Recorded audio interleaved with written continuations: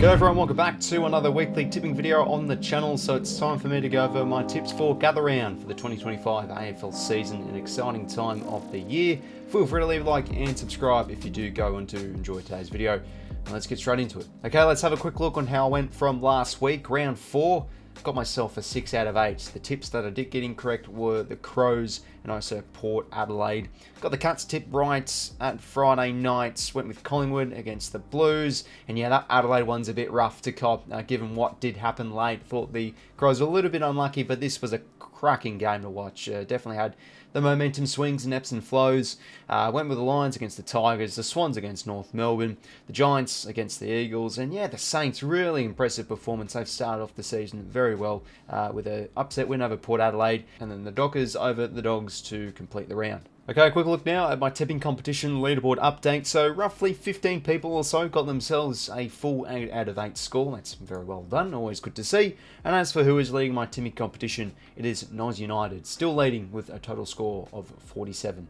So let's now begin with our tips for gather round. It's always an exciting time of the footy season. Some quality games we've got on this weekend. We begin with the hosts of one of the teams, the Crows, taking on the Cats at the Adelaide Oval, 7:40 p.m. on the Thursday night. Crows coming onto this game off the back of a very unfortunate loss. To be fair, thought the Suns probably should have won that game by a few goals, but it was a credit to the Crows to just hang in that game. Their movement from the back half was what really kept them in that game. Some really slick ball movement, and just their tools continued to be damaging. 𝐓𝐿𝐴 had a massive game. Sligo's continuing to have a great start to the year, but contested beast in there. Dawson as well on the outside. Probably also lacking a bit of class for the centre, and the absence of Josh Rochelle I felt did hurt a bit. It forced Rankin to play a little bit more in the midfield, who is, I'm hearing, in doubt for this game potentially, but I'm assuming he's going to play. As for the Cats, they're going to be without Jack Henry. I think that's a massive loss. We saw last week against the Demons, when he went down, the game sort of changed and momentum built on the Demons, but they were still professional enough to get the win, controlled the footy well. But the Catters will be getting some reinforcements. Mark Blicavs comes back into the team, as well as Mitch Nevitt most likely, so you think Blicavs slots right back into that defence. I feel the Cats play Adelaide Oval fairly well, and I'm pretty sure they do have a fairly good record over the Crows. They did actually beat them at Adelaide Oval early last year fairly well. Both teams have shown plenty of quality to start off this season, and yeah, this is a tough one to pick. I feel like this one could really go either way, and that being a close margin as well. If the Cats are able to put those Adelaide backs under heavy duress with their front half game and the Smalls get heavily involved, could definitely see them getting up here. But I just feel at home, the Crows, big crowd, they've started the season fairly well.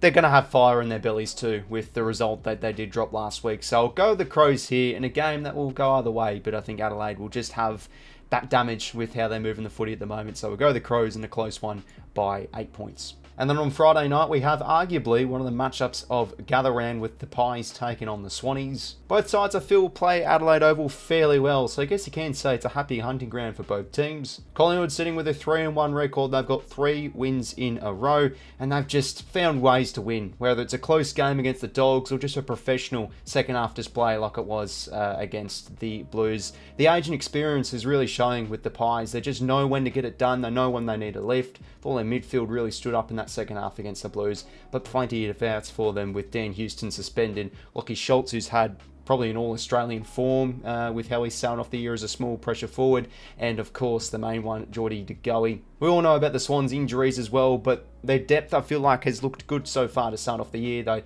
got the win over in Perth, and just a confidence-boosting win against the Kangas, where all their strengths of what we know about the Swans came to the fore. They thought their turnover game was excellent, and will that give them the confidence to now really put it against a side that will put on a lot more pressure than what North did. I think both teams' defensive units have really started to turn the screws the right way defensively since opening round. The pressure, the defensive intent has really improved out of both these teams when watching them play. It's a really tough one to pick here because you just look at the good of both teams. You look at Collingwood with how they can move it quickly by hand, and the Swans, if they get the ball back in dangerous spots, and their front half pressure's been really impressive too, they can definitely kick their way towards a win here. Again, just like the Thursday night game, this one could really go either way. I feel like nailing these two tips are the tricky one. I'll go with the Swannies here though. I feel like that's a confidence boosting win they got against North Melbourne. Their on ball game, especially in the stoppages, has been definitely impressive, and I feel like their ball movement could outdo the Pies here by foot. So go with the Swannies here in a close one. Sydney to win by 2 goals. Let's now begin with the Saturday games. First one up, 12:30. We've got North Melbourne taking on the Suns at Barossa Park. This one, a new venue, I am fairly sure. The Kangas just have to bounce back and play a much better brand of football. After half-time, a lot of pea-hearted performances out there.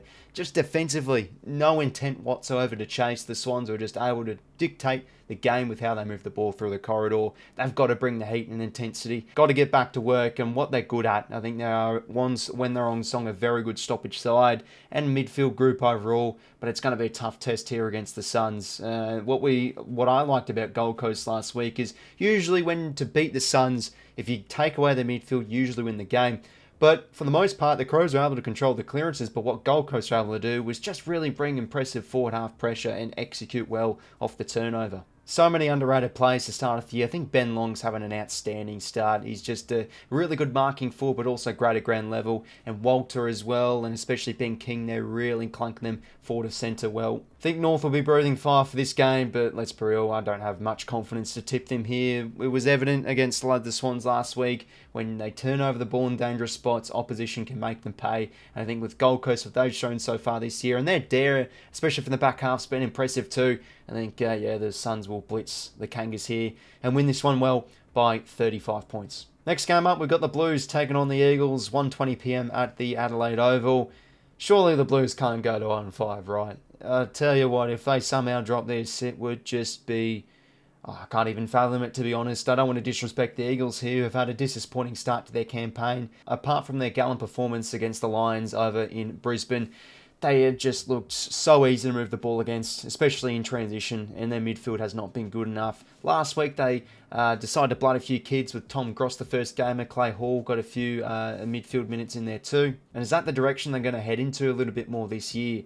It's a good chance against the Blues, though, with morale's low, chance to really get back and show some strengths around the footy like they did against Brisbane. Try and shock them. Fairly sure they will get Jake Waterman back into the fold, so that's just a huge in. He's great overhead, and they need a bit of target down there. To be fair, I think 𝐼𝐻𝐿𝐴 been impressive too with his marking ability, and he's snagged a few goals as of late. But as the losses pile up for the Carlton Footy Club, a side with such high expectations, they're just going to be fired up for this game. They have to be. They are wanting to seek their first win against a pretty lowly ranked side. So I'm going to go with the Blues here. Just don't have the confidence with the Eagles here. Could be fairly close, to be honest, but I think the Blues, just in that contest, going to smash up on West Coast and try and show some confidence with their ball movement. So yeah, the Blues to beat the Eagles here, and they'll win this one by 30 points. Then at 4:15 p.m, we have the Doggies taking on the Lions at Norwood Oval. So this one, fairly small ground, so expect there to be a lot of stoppages, a lot of tackles, a pretty condensed game of football from what we've seen at this venue the past 2 seasons. And who could that suit? I think the Dogs, they've shown that they've been a fairly good midfield to start off the season. They will be disheartened with their loss against the Dockers, but they did plenty right. They got plenty of supply, but it's the same old sort of poor or letdown performance from the Dogs. I thought their defensive transition was, again, a bit of a letdown. They conceded out 5 or 6 goals in a row, which I've known to do in the past, concede a run-on of goals. So they've got to tighten the screws here if they're any chance against Brisbane, because they are one of the best ball-moving sides in the competition. Got the job done over the Tigers last week, and they just pretty much the game was over by half-time. I thought their stoppage work was a level above Richmond, let's be real here. The Sam Darcy matchup continues to be an interest each and every week. He's had an outstanding start of the year. Will Jack Payne take the #1 man of Darcy? They can't afford to bomb it long inside 50 constantly, though. That's what they did against the Dockers late. They panicked with their use for the ball, and I feel like when you do that against Brisbane, they're just such a well-drilled side, and they're able to exit the 50 very well and catch you off the counter. I think the Doggies will put up a fight here. They've been impressive to start off this season, but I just think the Lions have that bit too much class, and they should find a way here to beat up on the Dogs. Whether it's a good fourth quarter performance, they've been good in second halves to the Lions, so we'll back them in here, and I think they'll get the job done, especially around the footy. So Lions to win this one. I think it'll be close. We'll go with Brisbane by 13. For the Saturday night game, we've got the Demons taking on the Dons at the Adelaide Oval. Melbourne, if they drop this game, they'll go to 0-5, but if the Dons are able to win, they'll square the ledger at 2-2. Essendon, obviously coming off the bye, so they will be rejuvenated. They'll get some plays back in. I think 𝐼𝐻𝐿𝐴 𝐴𝐿𝐴 and also Archie Perkins are a test to play.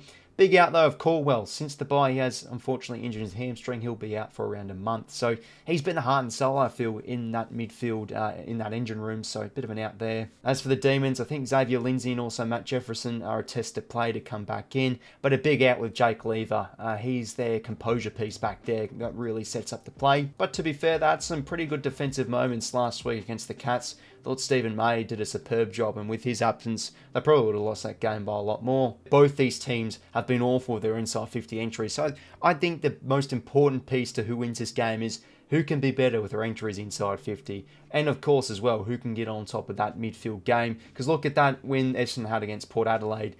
Both teams' inside 50 entries were fairly poor, but it was the Dons who were able to really lift in the contested game, smack Port around the footy, and that's pretty much what won them the game. So yeah, it's going to be an interesting one, contested-wise. The Demons just aren't the same like they were the past few seasons with their contested game. Tough one here. I think Essendon, slightly the better side and probably the better form on paper here, but I'm just feeling a spirited performance coming up here for the Ds. I feel it in my gut, and usually got to go with a roughy tip here. So I feel like this one will be close, but the Demons to really lift around the football. Maybe Petrarca to have a class game. So go the Demons here to win a close one by 7 points. Then for the Sunday games, first one up, we do have it 12:30 once again at Barossa Park. Richmond taking on the Dockers. Fremantle with a few outs. I am fairly sure Nathan O'Driscoll and also Luke Jackson, but they are pretty fortunate that Sean Darcy and I think Hayden Young are also available for selection, so there's some like-for-like replacements. Tigers fans will definitely be pleased with how they finish off that game against the Lions. Their pressure has definitely been one of their positive signs to start off 2025.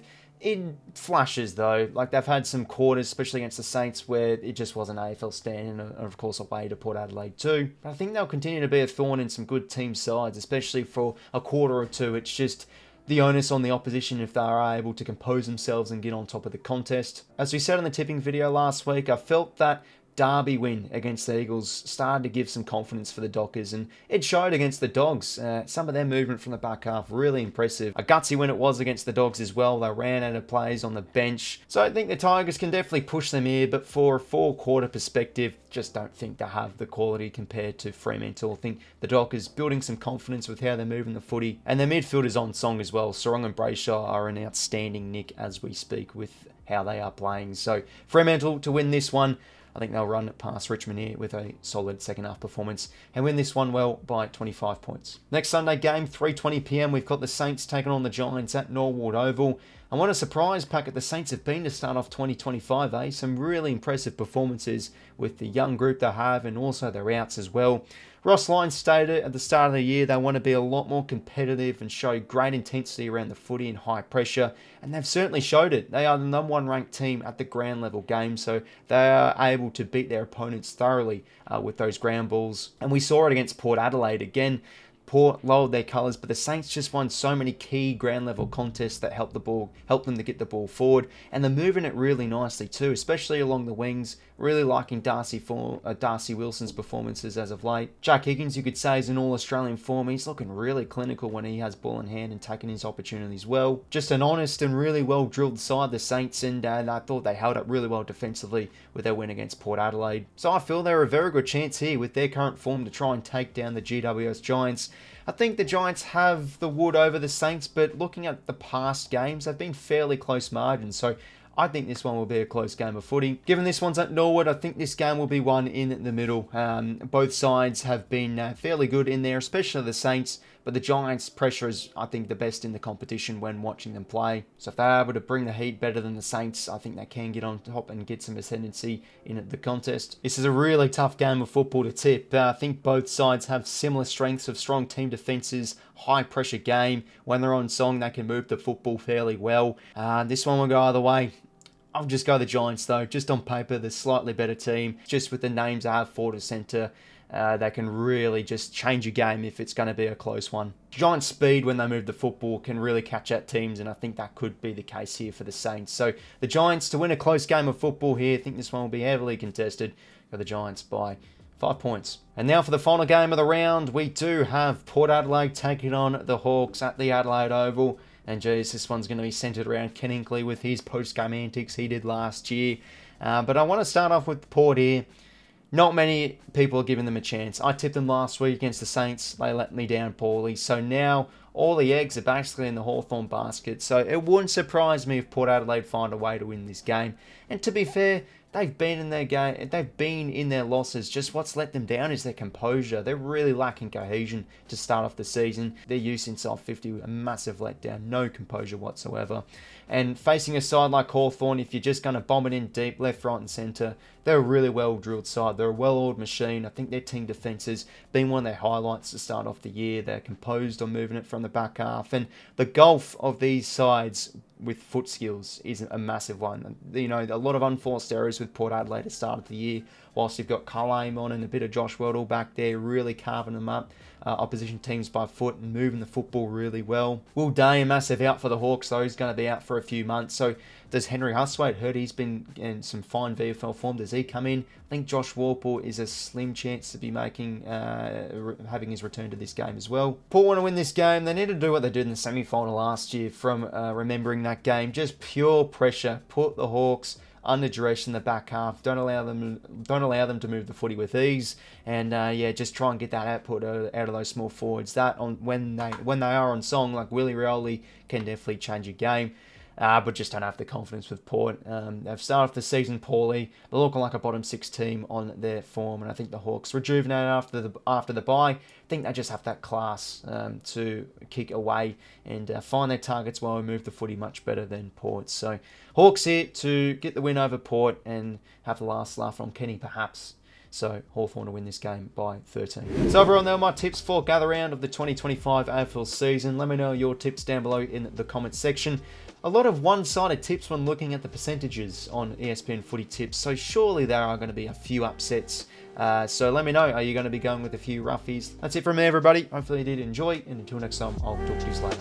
See you later, fellas.